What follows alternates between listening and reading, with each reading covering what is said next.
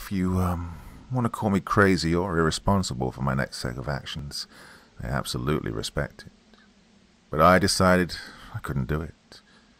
I damn sure wasn't about to put Officer Ryan or Joss in danger of being ambushed in the dark by who knows what. And if I called for backup, I'd have had to consider how many officers would undoubtedly know the truth.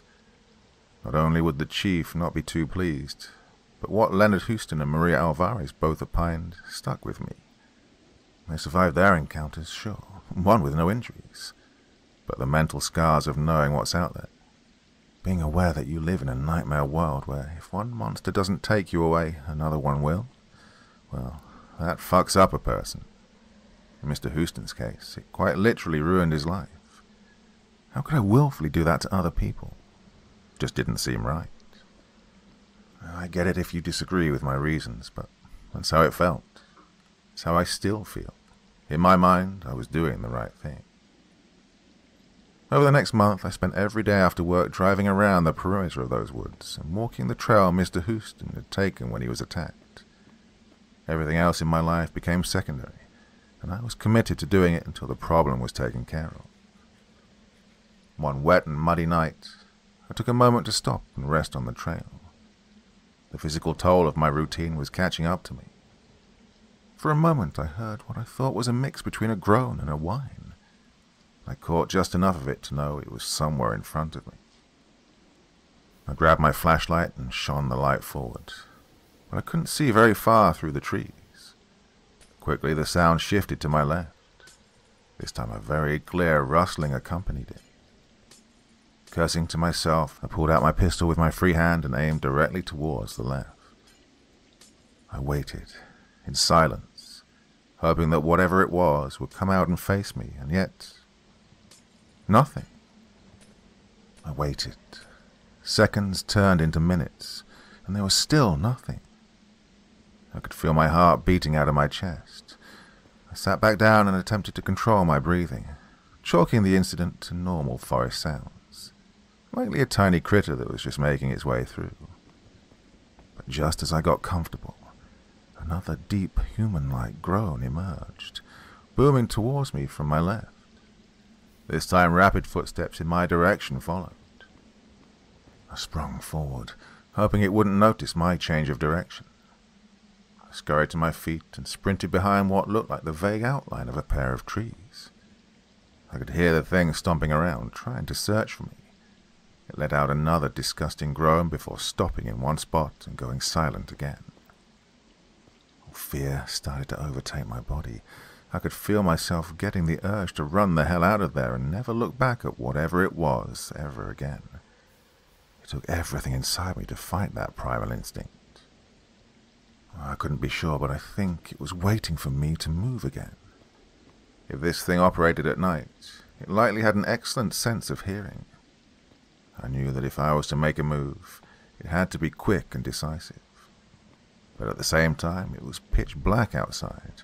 Plus, if I was going to act, I'd need to shine my flashlight on it to know where to aim, which could also give away my position, meaning the shots I took would have to be absolutely perfect, or else it would reach me and, well, game over.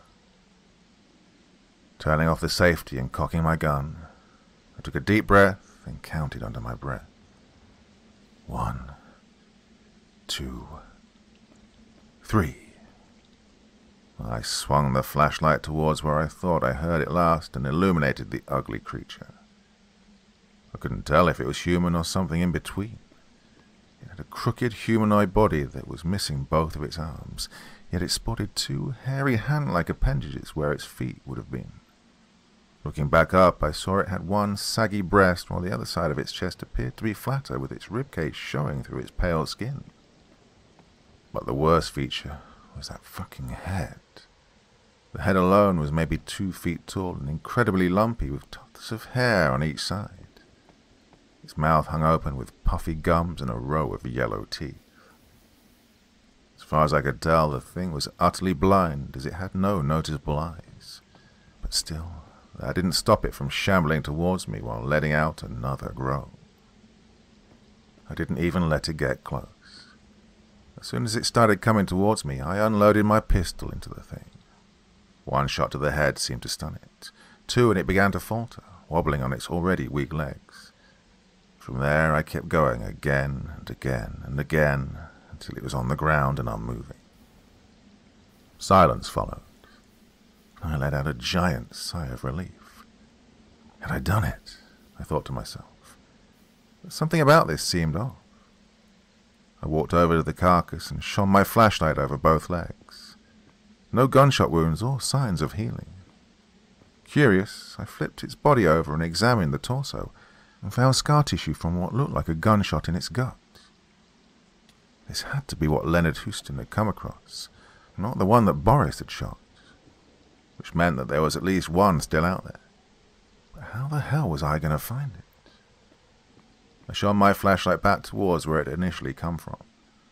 Walking towards the area, I saw a little a creature-made path through the brush, its large hand-like feet making noticeable imprints on the muddy ground.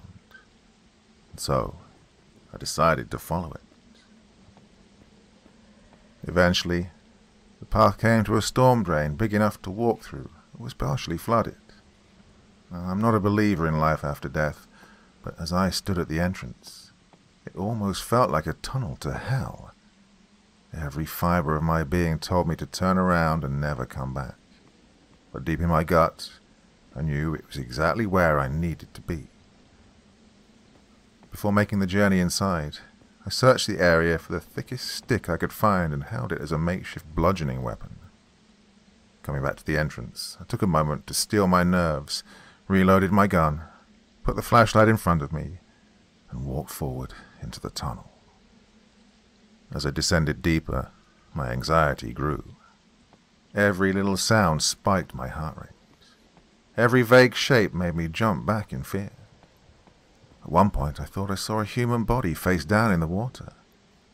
When I rushed over to inspect the naked man, I was shocked to see it wasn't a man at all. In my hands was the rotting corpse of the fucking hermit. His head had been partially eaten, and all the flesh inside was rotting away. God, it was a horrible sight. But at the end of the day, I suppose monsters aren't friendly.